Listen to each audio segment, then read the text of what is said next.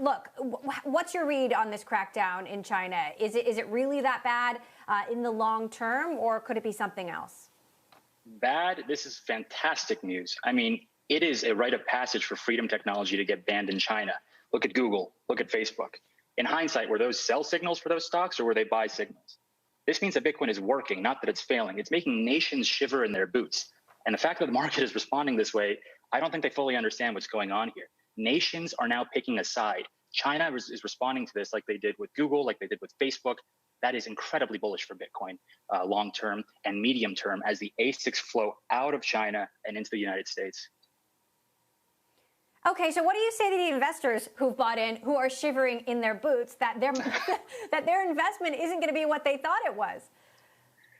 Well, those investors are unfortunately not orange-pilled like we are. They're still denominating their returns in US dollars, and to some extent we all are. But in the long run, Bitcoin is going to be where it needs to be. We're going to start valuing our wealth in terms of Bitcoin, and the volatility is the tax that we pay for being on the right side of this trade, this incredible trade. In the long run, that's going to be a huge, huge dividends. What is where it needs to be to you? I mean, we've heard to a million, to infinity, and beyond. One Lambo by the end of the year, though a cheaper Lambo, I guess. I mean, what's your price prediction?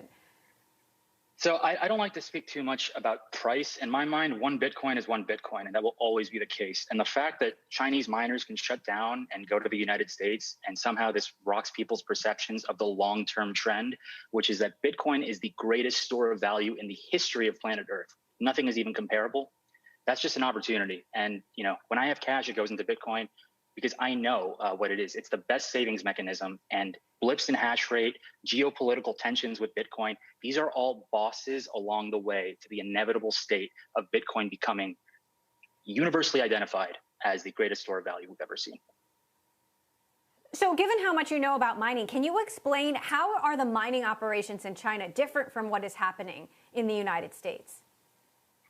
It's a great question. So in China, a phone call can be made and an entire mining plant can shut down.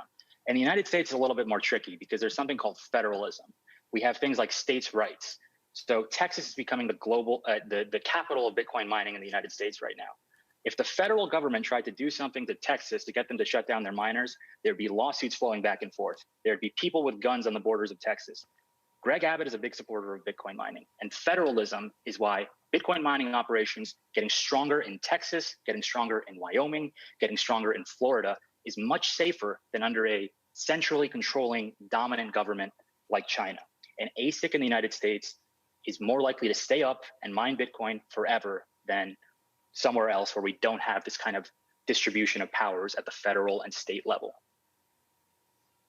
Well, speaking about power, are you at all concerned about the position that the U.S. government is going to take on this? We haven't gotten a lot of signals, but we do know that regulation is coming.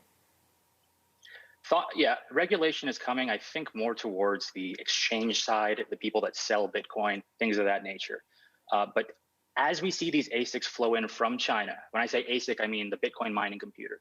As we see them flow from China to Texas, Wyoming, and Florida, we're going to see more demand for skilled jobs. We're going to see electricians, campus managers, IT staff, booming industries in these states.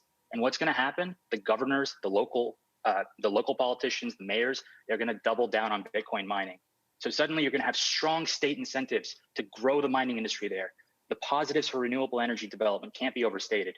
The federal government, they can have their own thoughts on it, but we have states' rights in this country, and that's going to be a big, big boon to Bitcoin in America. If there were bigger mining operations in the United States, how do you think that would impact Bitcoin adoption?